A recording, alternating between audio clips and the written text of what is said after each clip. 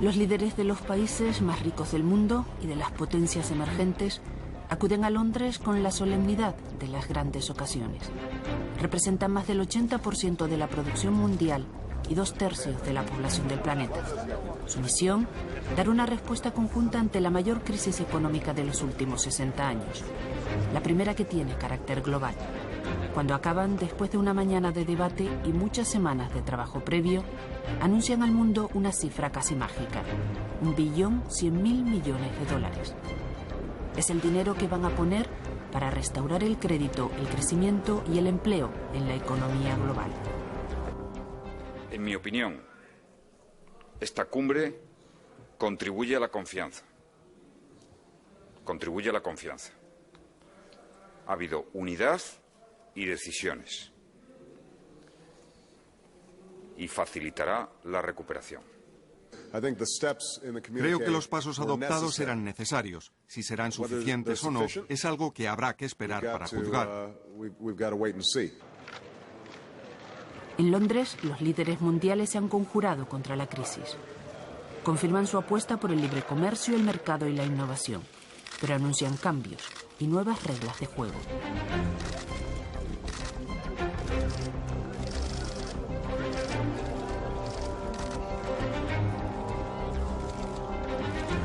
Los organismos financieros internacionales salen muy bien parados de esta cumbre.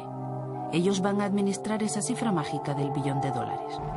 El Fondo Monetario Internacional triplica su dotación y podrá disponer de 750.000 millones adicionales para ayudar a los países en desarrollo y emergentes. 100.000 millones van al Banco Mundial. Pero todo esto, al fin y al cabo, son créditos. No es lo mismo que el dinero que los gobiernos gastan en carreteras o escuelas. Hay muchísimas cosas que se puede hacer para mejorar la economía. Para gastar más dinero, yo creo que es lo que hay que ser enormemente prudente, y en mi opinión personal es que no deberíamos utilizar más recursos fiscales discrecionales. Hay otros, como son lo que se llaman restabilizadores automáticos, como consecuencia del desempleo o de la caída de ingresos, que eso pueden producirse en todo caso. Esto es lo que no ha habido: un compromiso para aumentar el gasto público contra la crisis. En los días previos habló mucho de las diferencias entre Estados Unidos, partidario de una política de expansión del gasto, y algunos países europeos, sobre todo Alemania y Francia, contrarios a endeudarse más. Un déficit más alto lo que trae es más deuda es endeudamiento y más tipos de interés más caros en el futuro, y en consecuencia lo que estamos es haciendo pagar a los que vienen problemas actuales. No parece que sea un juego muy limpio. Finalmente, los países de la cumbre se han limitado a constatar que las medidas que ya están adoptando para atajar la crisis suponen un gasto adicional de $5 billones. ¿Será esto suficiente? Nuestro país es uno de los que ha puesto en marcha un plan de expansión fiscal de mayor alcance, de mayor volumen, más de 2 puntos del Producto Interior Bruto, en coordinación con el Plan Europeo de Estímulo de la Economía. Ahora hay una gran coincidencia entre todos los expertos en España, advirtiendo que el problema de España es un endeudamiento exterior muy alto, pero si se hubieran hecho políticas económicas hace un año para pagar esa factura, en vez de hacerlo al revés, ¿no? Intentar, lo que ha llamado el gobierno socialista, estimular presupuestariamente a la economía española, lo que ahora tendríamos seguramente es 1 millón de parados menos.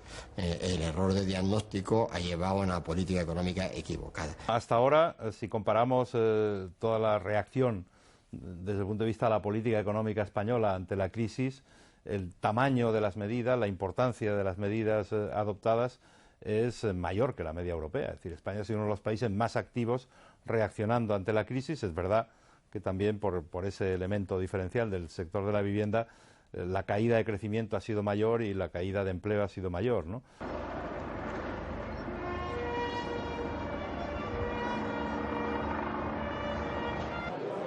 Esta cumbre ha alumbrado quizá un nuevo estilo de relacionarse. Nuevos papeles de Estados Unidos, China, los países emergentes como India y Brasil, y también de España. salir de la cumbre de Londres diciendo a los ciudadanos españoles que hemos consolidado nuestra posición como un país que está en la gobernanza de la economía mundial, en las decisiones que van a marcar el futuro, es cumplir con mi deber y hacer una tarea que merece España y que sin duda alguna nos consolida como una potencia en el ámbito internacional. Bueno, España está asumiendo cada vez más papeles y nuevos compromisos. Pues estamos ahora en este proceso de cambio. Y cuando se está en este proceso de cambio, se participa, hay que asumir más compromisos. Pero compromiso con la lucha contra la pobreza, con mantener nuestra ayuda oficial al desarrollo en términos de que queremos todos los países desarrollados y en escenarios o en crisis como puede ser Afganistán o cualquier otra. El nuevo estilo de Obama es lo que ha permitido este cambio, el inicio de un liderazgo humilde. Ejercemos nuestro liderazgo de una manera más eficaz cuando escuchamos y reconocemos que el mundo es un lugar complicado. Cuando mostramos humildad y reconocemos que no siempre tenemos la respuesta. El diálogo y la diplomacia, y por lo tanto, pues es en ese sentido más abierto, sabe escuchar, pide consejo, quiere coordinar sus posiciones con sus aliados. La cumbre y el encuentro Zapatero-Obama anunciado para mañana permiten recolocar a España en el escenario mundial después de las críticas tras el anuncio de la retirada de sus tropas en Kosovo.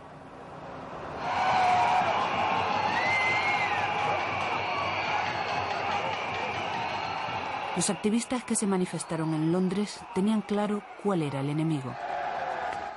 El Royal Bank of Scotland es un símbolo de esta crisis. El Estado tuvo que acudir en su auxilio cuando se ahogaba en la basura de los activos tóxicos y los fondos de alto riesgo. Y el ejecutivo que lo llevó a la crisis se llevó también 700.000 euros de pensión vitalicia. Todo el mundo cree que no habrá recuperación económica hasta que limpien los bancos y saneen el sistema financiero internacional. Por eso en Londres han acordado aumentar la regulación y la supervisión de la banca global, incluyendo los fondos de alto riesgo, y atribuir más poder a los reguladores internacionales. Y todos airearon la buena noticia del día. Hoy ha empezado el principio del fin de los paraísos fiscales. Yo pienso que tratar de atenazar, de acorralar a los paraísos fiscales va a ser complicado. Hay intereses muy importantes y, por tanto, cuanto más limitaciones establezcamos, a lo mejor aparecen nuevas vías de evasión. Yo creo que lo mejor que podemos hacer es aplicar medidas fiscales y, en este sentido, bajar la fiscalidad sobre el ahorro. En el caso de la bolsa española, el IBEX 35, que es el índice de referencia, nos encontramos que 18, es decir, más de la mitad de las empresas que operan en el IBEX 35 tienen filiales, operan con paraísos fiscales, con absoluta normalidad. Los paraísos fiscales cumplen una sencilla razón, una sencilla función, y es evitar que la gente que tiene ahí depositados sus dineros pague a la Hacienda como cualquier ciudadano y ciudadana.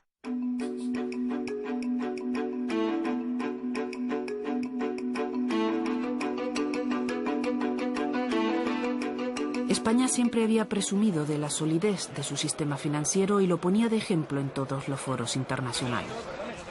Por eso fue más sonada la noticia que saltó el domingo anterior a la cumbre.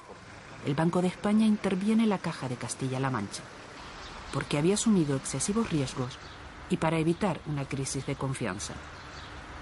La decisión se toma después de fracasar el intento de fusión con Unicaja de Málaga. El gobernador del Banco de España acude al Congreso para explicar que no hay agujero patrimonial y que la entidad es solvente aunque tiene problemas. Y hace un diagnóstico de todo el sistema. El sistema financiero español es sólido y creo que se puede y se debe hablar del conjunto de las entidades. Es sólido, es relativamente muy sólido, pero no es inmune. ¿Y entonces qué hay que hacer? Pues trabajar para lo mejor, pero prepararse para lo peor. Los activos preocupantes en el sector español son los inmobiliarios y acaba el INE de dar la cifra de que han caído un 5%. Hay 45 cajas. Y solo este dato ya demuestra que hay un problema técnico serio de atomización del sector. No hay tantas cajas por razones técnicas. Entonces, ¿por qué puede haber otras cajas? Tantas cajas, pues claramente es por razones políticas. El sistema financiero español tiene dos partes que son muy diferentes. Por una parte está la banca española, que es una banca moderna, y una banca, los bancos, una banca moderna, una banca ejemplar, y luego tenemos una anomalía, que son el sistema español, la regulación española de las cajas. Las cajas son una anomalía porque no tienen propietarios. Hay una cuestión a la que no han podido darnos respuesta en esta cumbre, con todo su poderío. ¿Hasta cuándo durará esta crisis? Creo que esa es la mayor de todas las incertidumbres. Si observamos esta crisis, se parece a la que hubo en Japón, que duró 10 años. Mi mayor miedo no es tanto el desempleo masivo. Mi mayor miedo es que esta crisis pueda eternizarse. Según las previsiones económicas que manejamos nosotros en la Comisión o que maneja el Fondo Monetario, si hacemos bien las cosas que estamos diciendo que hay que hacer, las hacemos o las seguimos haciendo con energía, con decisión, dentro de un año, en el año 2010, podremos estar ya empezando la recuperación. Pero claro, hacer todo lo que hay que hacer no es fácil y además lo tenemos que hacer todos. En España las cosas quizá lleven un tiempo diferente. Por primera vez, desde que hacemos estadísticas, los precios han bajado. El paro registra la mayor subida en un mes de marzo de los últimos años. Y el Banco de España pronostica que la economía española seguirá retrocediendo en 2010.